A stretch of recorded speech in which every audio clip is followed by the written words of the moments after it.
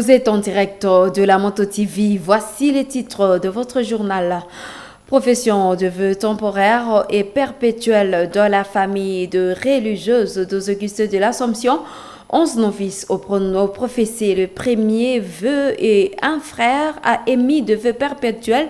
Le conseiller du Père général des Augustins de l'Assomption, qui a présidé à l'Eucharistie, a expliqué qu'émettre les vœux n'est pas synonyme d'une prison, mais plutôt c'est vivre la joie de l'Évangile. Plus de 843 détenus, dont 22 malades, restent incarcérés dans la prison centrale de Kakwangura à Butembo.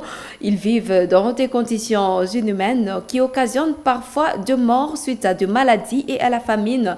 Constat réalisé le dimanche 27 août par le membre du groupe Compassion aux vulnérables qui ont apporté de l'assistance à ces vulnérables.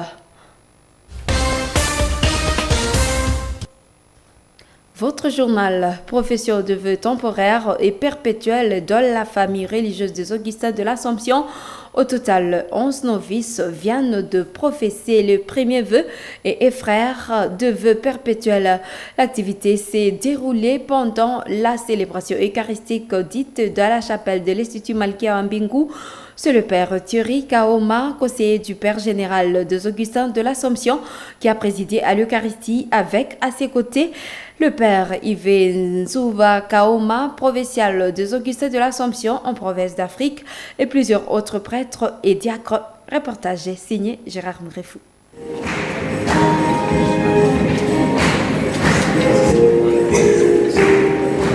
La messe de profession des vœux, dite ici à Malkia Wambingu, a connu la présence de plusieurs religieux et religieuses issus de différentes congrégations, mais également les fidèles membres de famille et des élus du jour. Les 11 novices qui vont professer le premier vœu et le frère qui va émettre ce vœu perpétuel entrent dans la chapelle de Malkia Wambingu pour la messe. Le prêtre et les diacres entrent aussi à l'église au rythme des chants.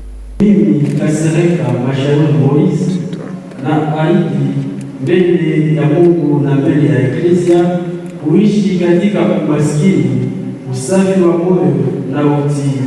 Le père Thierry Kaoma, qui a présidé à l'Eucharistie, a centré son homélie sur l'amour, le premier devoir que tout chrétien doit mettre en avant. Le conseiller du Père général des Augustins de l'Assomption, qui séjourne en diocèse de Butembo-Béni, a expliqué que mettre le vœu n'est pas une prison, plutôt c'est vivre la joie de l'Évangile.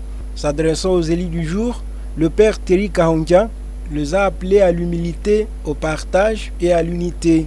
Il a fait savoir que mettre les vœux, c'est accepter sa faiblesse, vivre comme un petit enfant devant Dieu et ses proches et se laisser guider par Dieu. Le plus important, ce n'est pas de gagner des biens, ce n'est pas de travailler. Le plus important, c'est cette attitude de simplicité et d'humilité devant Dieu et devant vos frères et sœurs, de communauté et dans la foi. C'est ça la véritable pauvreté qui vous poussera effectivement à travailler pour gagner votre vie et pour nous aider à gagner notre vie. Parce que nous sommes en train de vieillir. Et bientôt, nous serons attrapés par le poids de l'âge et du rhumatisme. C'est vous qui allez nous nourrir. Et si vous ne le faites pas, vous aurez péché contre Dieu et contre l'humanité. C'est vous qui allez nous soigner. Vous allez nous habiller. Et à la fin, vous allez nous enterrer. Fin de l'homélie, la cérémonie de profession des vœux prend place. En premier, le 11 frères professent le premier vœu entre les mains du père Yves Nzouva Kaoma, provincial des Augustins de l'Assomption en province d'Afrique. Ensuite, le frère Eugène émet le vœu perpétuel. Pendant cette messe de la célébration des Saints d'Augustin, un prêtre assomptionniste a jubilé le 25 ans d'émission des premiers vœux dans la congrégation des Augustins de l'Assomption.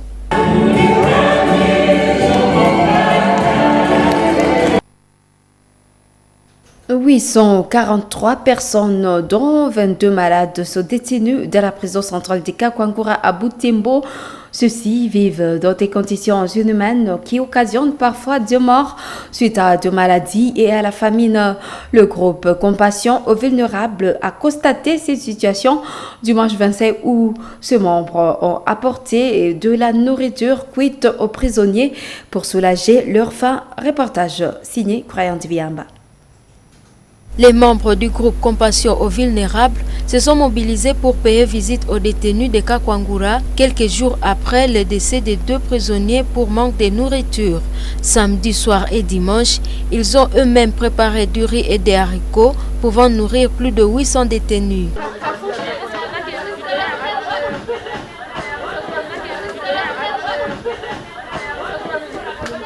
Cette nourriture a été emballée pour servir les détenus individuellement.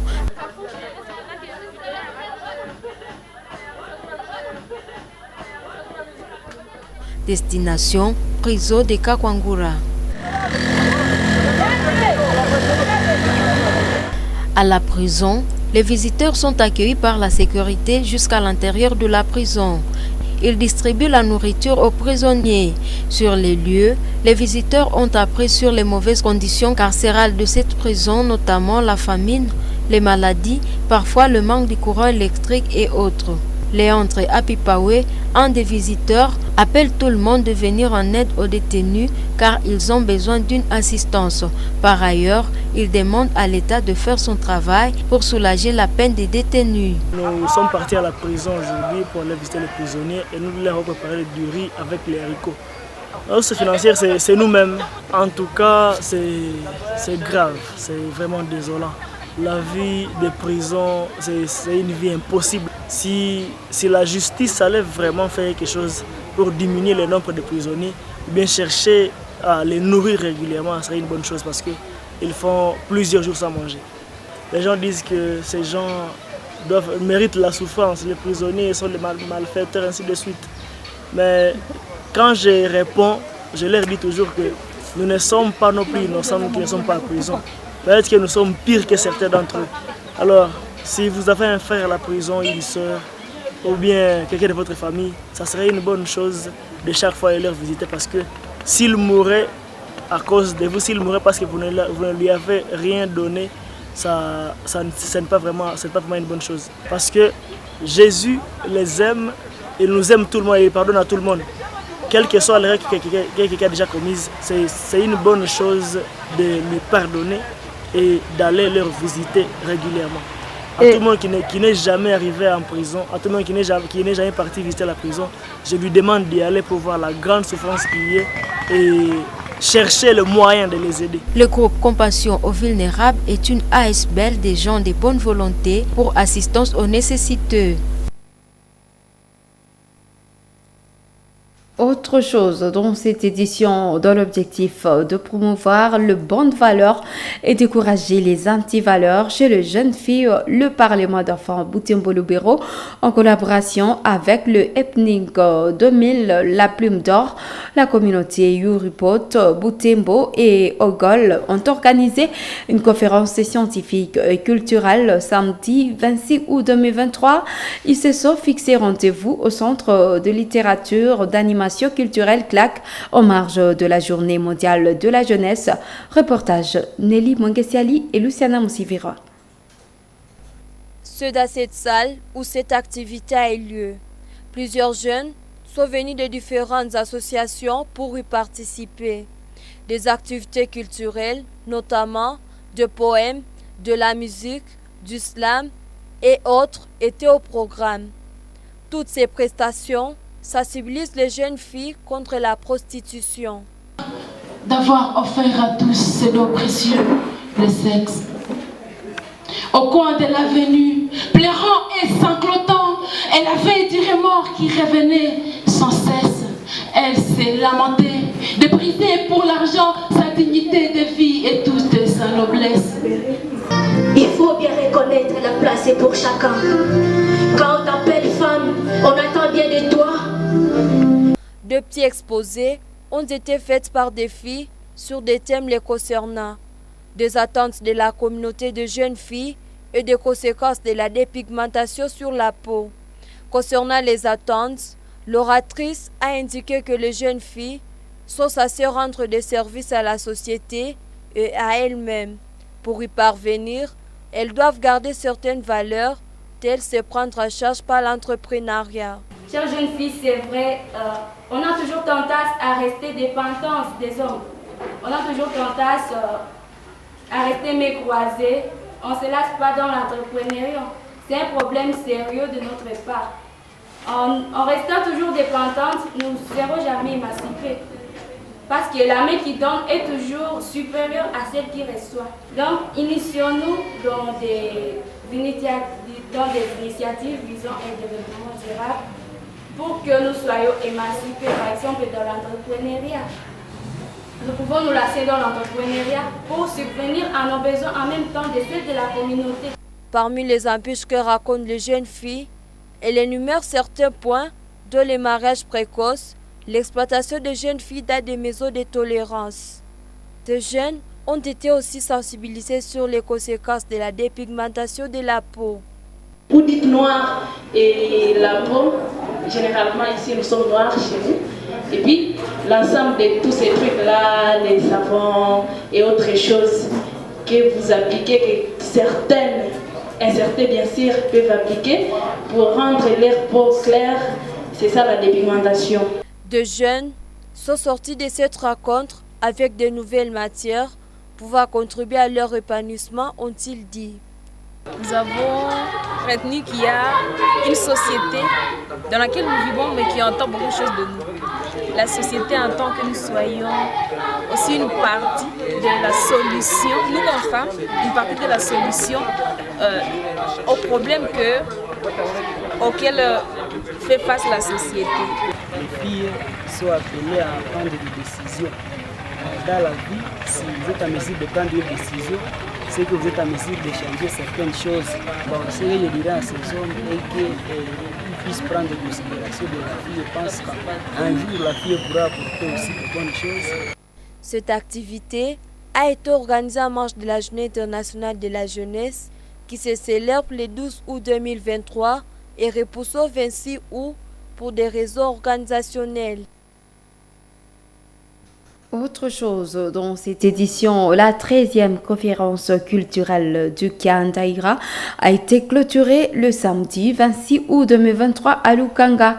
Les cérémonies de clôture ont eu lieu dans la cour de l'église adventiste Maranatha. Les nouveaux animateurs de cette ASBL élus le vendredi 25 août 2023 ont été installés. Il s'agit là d'un comité transitoire du conseil culturel du comité culturel. Suivez ces reportages de Nzanzu Ainda Samuel rendu par Nelly Mungesiali. Lukanga, c'est ce village qui a accueilli la 13e conférence culturelle, économique et sociale IRA Lukanga 2023. C'est ici à l'Institut Lukanga où les activités ont eu lieu durant une semaine. Ce samedi 26 août 2023, les participants se sont réunis dans la cour de l'église adventiste de Maranatha. Parmi eux, des Yira de la diaspora. Ici, ils ont participé à un culte organisé pour la circonstance.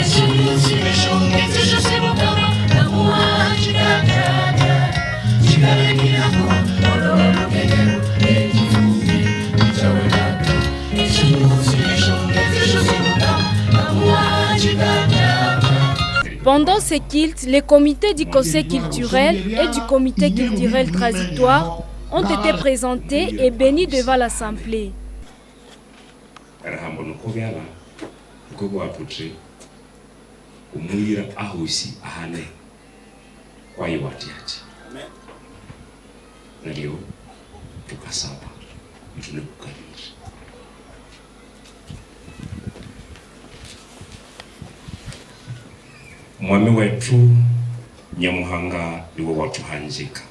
Pour marquer cette clôture, différents mots ont été lus. Les délégués de l'administrateur militaire du territoire de Lubero a remercié les participants de leur présence et a présenté des excuses pour les désagréments entre organisateurs de la conférence et autorités administratives les jours des lancements. À tous les participants à la conférence, nous vous réitérons notre gratitude. Mesdames et messieurs, nous avons suivi avec attention le déroulement de la conférence culturelle Kianda Ira, du début à la fin, et nous avons été émerveillés par les différents sujets y débattus. S'il y avait encore des zones d'ombre de la part de l'État et de l'Église vis-à-vis de l'association culturelle Kianda Ira, c'est parce qu'il n'existait pas un dialogue franc avec elle. Cette association constituait une menace pour eux. Certains pensaient à une organisation occulte qui déstabiliserait leur pouvoir. Pourtant, nous en sommes témoins. C'est vraiment une organisation culturelle du peuple Ira pour son développement intégral. Cette conférence a connu la participation de plus de 1700 personnes, membres de la communauté Ira. La soirée de samedi, des danses traditionnelles étaient au rendez-vous sur la place de l'Institut Lukanga où logeaient les participants.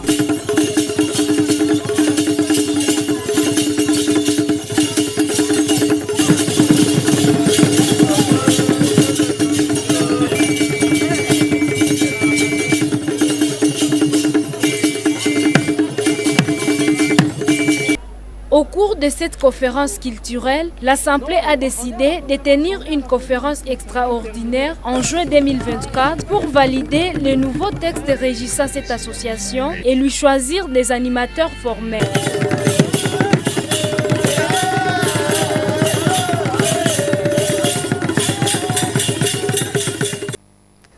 Les participants à la 13e conférence culturelle du Kianda ont fait une déclaration pour sanctionner ces assises de 5 jours de travaux intenses de réflexion stratégique sur l'avenir de la communauté Ira. Dans ces déclarations, les participants portent à l'intention du peuple Ira et du monde que la communauté Ira veut la paix, l'amour, la sécurité. Jules Vaïkehia a lu cette déclaration devant la caméra de Nzanzu Aïnda Samuel suivant. 1. La communauté Ira reste attachée à ses valeurs culturelles de paix, de l'union, de l'amour, du respect et de travail qui constituent les symboles qu'elle est appelée à défendre. Elle réitère son vœu de la résolution pacifique des conflits et des dialogues et encourage tout le peuple du Nord Kivu, des Litours en particulier, de la RDC, des Grands Lacs, d'Afrique et du monde à s'approprier ces valeurs, seuls à ôter les germes des guerres et des confrontations au profit d'une compétition de développement. 2. S'agissant de la protection et de la valorisation du patrimoine culturel Ira, les participants insistent sur 1. L'interdiction de la vente et la spoliation des sites culturels à Mahero. La dénonciation des usurpateurs de la fonction de coutumier et qui dénature la pratique. La promotion de l'initiation familiale des enfants sur les valeurs culturelles Ira comme moyen de la consolidation de l'union intra- et interfamiliale. L'obligation faite à tout parent Ira, à tous les responsables des églises, aux enseignants, d'accorder la première place à l'apprentissage de la langue Ira, au Luira, aux enfants et aux adultes. Par rapport à la consolidation de l'union entre filles et fils Ira, ainsi qu'au renforcement du leadership communautaire, les participants s'accordent sur 1. L'urgence de la réunification des Bianda du monde en une seule unité de coordination capable de parler le même langage à toute situation. Le collectif des ambitieux candidats conseillers municipaux de la circonscription électorale de Butembo ont manifesté samedi 26 août. Ces ambitieux protestaient contre la décision de la CENI portant sur le report des élections locales. Isabelle Wangaimuka dans ce reportage de Mirembe Kitawiti. Ils sont environ 20 ambitieux candidats conseillers municipaux qui ont manifesté samedi 26 août. Cette manifestation a débuté ici au rond-point VGH. Les manifestants prennent la direction du bureau de la CENI, antenne de Butembo, en passant par la rue Président de la République. Ici, au bureau de la CENI, des ambitieux municipaux ont déposé un mémorandum à la chef de la CENI. Ils qualifient d'injuste la décision prise par cette commission d'avoir écarté la ville de Butembo et d'autres entités du pays aux élections communales. Réunion de l'Assemblée plénière de la CENI pour modifier la décision numéro 076/CENI/AP/2023 du 22 août 2023 avis de réintégrer les villes telles que Butembo et Beni dans le processus pour les élections des conseillers communaux à date du 20 décembre 2023. Recréer la paix sociale entre la CENI et la population que la décision. La chef de la CENI Butembo a promis canaliser leurs doléances à sa hiérarchie. Poursuivant leur lutte, ces ambitieux se sont dirigés à la mairie de Butembo pour la même cause. Ici, ils ont lu leur mémorandum avant de les déposer entre les mains du chef de division unique à la mairie de Butembo. De prime abord, je me dois de vous remercier et vous féliciter pour l'attitude qui est la vôtre. Attitude qui fait que, parce que j'ai suivi un peu quelque part où allait commencer la marche avec ce mémo, jusqu'ici, ça casse. C'est responsable. Et ça peut déjà nous dire qu'est-ce que vous voulez être dans le futur. Nous avons besoin de jeunes comme vous. Nous avons besoin de jeunes responsables. L'Assemblée plénière de la CENI a, par sa décision du 22 août dernier, décidé de n'organiser les élections des conseillers municipaux en décembre prochain que dans les communes basées dans les chefs-lieux des provinces. Autre chose, de déplacés vivant en ville de Butembo bénéficient depuis la semaine dernière d'une série d'actions philanthropiques initiées par Madame Rosette Mbéane avec les membres de la dynamique de femmes pour la bonne gouvernance d'Ifegu. Ces actions consistent notamment à 2 séances d'éducation à l'entrepreneuriat au vu de leur auto-prise en charge ainsi qu'une assistance pour soulager tant soit peu quelques besoins de ces nécessités. D'après Rosette Mbéane, c'est aussi une occasion de rappeler aux dirigeants que beaucoup de compatriotes vivent le calvaire depuis longtemps dans cette ville suite à l'insécurité. Cet activiste de la paix appelle le gouvernement à organiser une descente sur terrain afin d'évaluer la situation socio-humanitaire de ces déplacés, surtout en cette période de rentrée scolaire. Nous suivons Madame Rosette Mbéane. Et aujourd'hui, on est à Vulumbi pour venir voir les déplacés de guerre encadrés par la radio évangélique de Butembo. Les mardis, on était à la cathédrale et puis on avait déjà aussi identifié d'autres déplacés, les cas les plus récents, avec qui on a travaillé les mêmes mardis. Donc nous poursuivons, nous allons encore identifier des orphelines et des orphelins pour que nous puissions aussi maintenant mettre fin ou clôturer cette activité, cette série d'activités que nous avons commencé.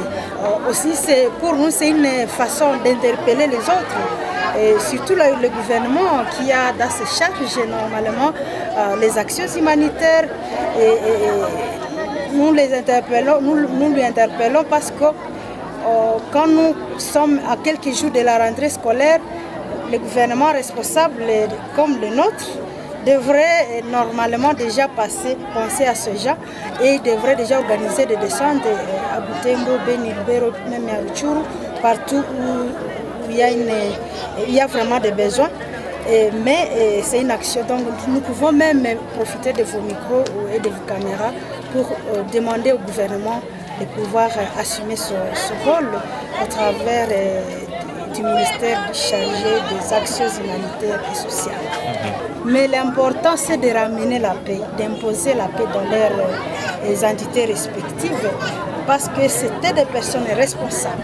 Ici, chez nous, tout le monde est responsable, chacun dans son domaine. La majorité de ses frères et sœurs étaient des agriculteurs et pas les moindres. Donc, ils ont abandonné leur projet, ils ont besoin d'une seule chose, la paix. En sport, poursuite de la première journée de la phase finale du championnat de football du Grand Nord Kivu. Pour cette étape, le Football Club féminin Espoir de l'Avenir de Béni a accueilli le Football Club féminin Colombe de la Paix de Lubero au stade Bonji à Béni. Les visiteuses de Lubero se sont inclinées par la note de 0-1. L'équipe de Béni se positionne deuxième du classement derrière Graben de Butembo.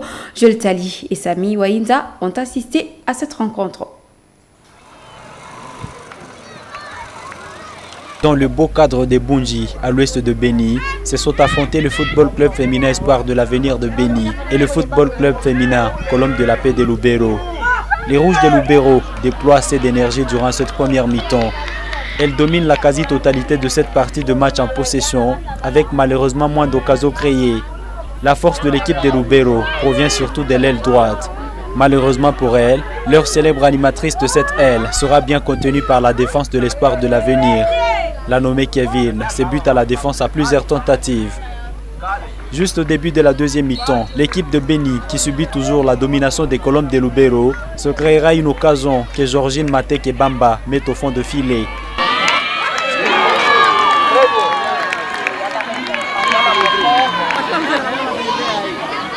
Espoir de l'Avenir de Béni compte désormais sur sa défense pour étouffer le reste des pressings des filles de Lubero. Les filles de Béni y arrivent bel et bien. L'unique but sanctionne cette rencontre très alléchante. Sa victoire place Espoir de l'Avenir de Béni à deuxième place du classement de cette phase finale du championnat du Grand Nord Kivu, organisé par Maman Kivu. Cette étape réunit toutes les équipes qui avaient terminé premières de 5 sites qui ont abrité les préliminaires de cette compétition.